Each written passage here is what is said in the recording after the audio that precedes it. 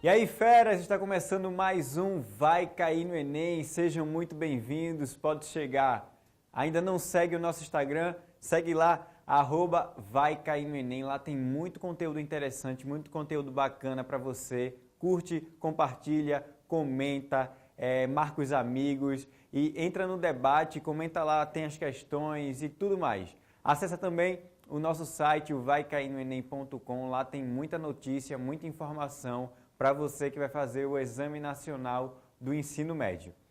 A aula de hoje é com a professora Thaís Almeida e ela vai falar um pouquinho sobre Renascimento e a disciplina, é claro, de História. Vamos conferir. Oi gente, eu sou Thaís Almeida e eu estou aqui com o pessoal do Vai Cair no Enem, no Instituto Ricardo Brenan, para dar algumas dicas para a prova de História do Enem, através do acervo local que retratam vários períodos importantes da história do Brasil. Então fica ligado nessas dicas e vem com a gente.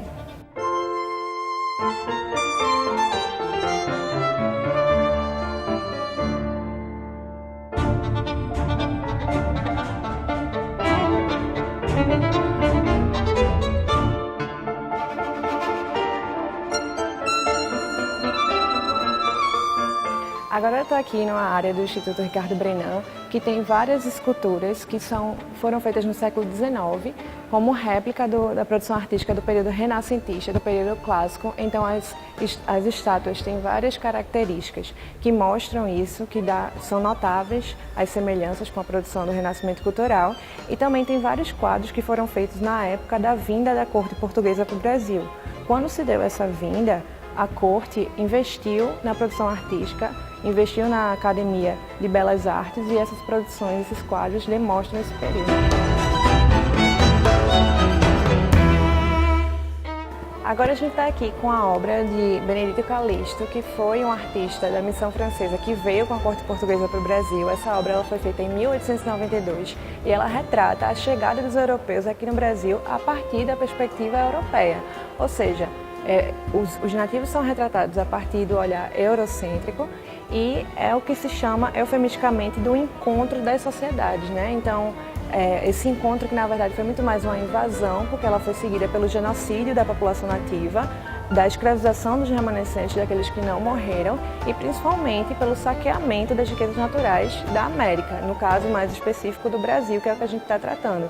Além disso, se fala desses povos como um novo povo que estava no novo mundo. É importante entender também que essa ideia do novo é um novo em relação à Europa que se considerava velha.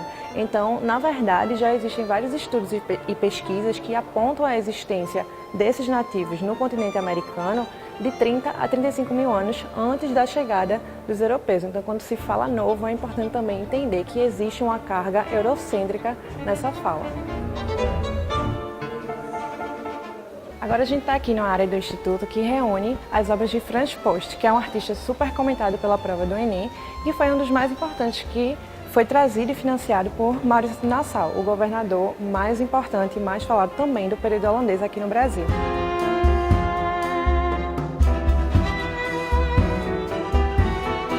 Antes do período holandês, a produção artística portuguesa ela era muito marcada pelo caráter religioso, então a produção ela costumava retratar uma temática religiosa e ela estava quase que totalmente restrita ao ambiente das igrejas, então era necessário ir à igreja para poder ver a produção artística e as obras de arte. Com o período holandês, com o investimento de Nassau nas obras, que inclui as de Franz Post, outras temáticas vão começar a ser abordadas, como por exemplo cenas da vida cotidiana e da paisagem do Brasil. Entretanto, durante muito tempo e até hoje, se tomou essas obras como uma representação fidedigna da realidade brasileira no período holandês, o que é um pouco problemático porque essas obras, quando eram feitas, tinham uma preocupação predominantemente estética, muito mais do que o compromisso com a retratação da realidade em si. Então, por exemplo, como vocês podem ver, as obras de Franz Post elas trazem coqueiros como um elemento natural das paisagens do Brasil, quando na verdade o coqueiro não é natural do Brasil, ele foi trazido por Nassau, ele trouxe mais de 2.000 coqueiros para os jardins botânicos brasileiros, mas não é uma planta que é natural daqui do Brasil.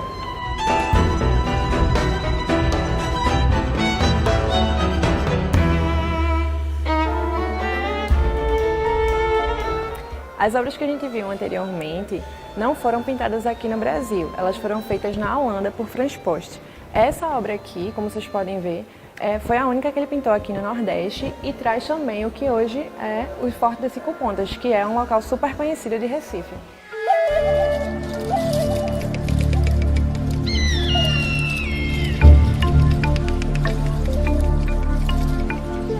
Agora a gente está aqui numa área onde são mostradas as obras do artista Albert Eckhout, que também veio junto com a comitiva de Maurício de Nassau e que é um dos mais conhecidos artistas desse período. Como vocês podem ver, as obras dele são marcadas pela representação dos povos nativos e é fundamental a gente entender que nesse contexto existia na Europa uma mentalidade acerca dessa nova terra que tinha sido descoberta, do novo mundo colonial, que era uma ideia de um mundo idílico e de um mundo exótico, com povos nativos que tinham práticas também exóticas. Então, esses nativos vão ser representados a partir desse olhar ou dessa ideia.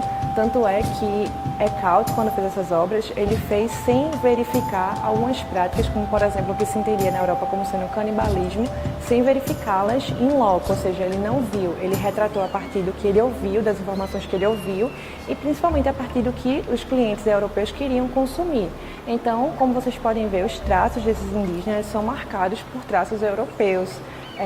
A ideia lá da prática exótica do canibalismo, então a indígena retratada ela traz um pé e uma mão, a probabilidade de que eles carregassem essas peças ou esses pedaços de corpos ela era muito pequena, justamente porque essa obra ela foi feita dentro desse ideário, desse imaginário, dessa curiosidade que marcava os europeus e que queriam ver retratados essas práticas exóticas, esses elementos exóticos e diferentes que se diziam encontrar aqui nas Américas.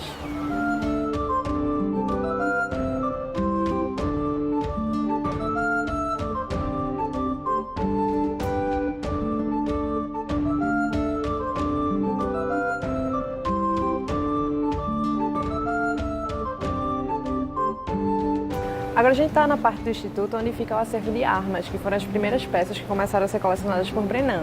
E elas ficam numa réplica de um castelo de estilo gótico e tem armas de várias localidades do mundo, da China, do Egito, de países da Europa como a Inglaterra, a França e a Itália. A gente tem aqui todo tipo de armas, espadas, armaduras, adegas, canivetes, facas, e é um dos locais mais visitados do Instituto.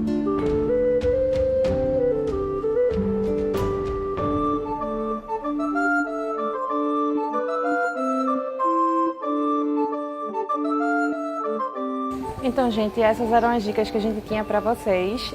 Espero que vocês tenham gostado. Fiquem ligados nessas reflexões, nessas referências, porque elas costumam aparecer muito na prova de ciências do Enem. E para ver mais dicas, acompanhe a página do Vai Cair no Enem. Vocês também podem acompanhar a minha, que vocês encontram na descrição do vídeo.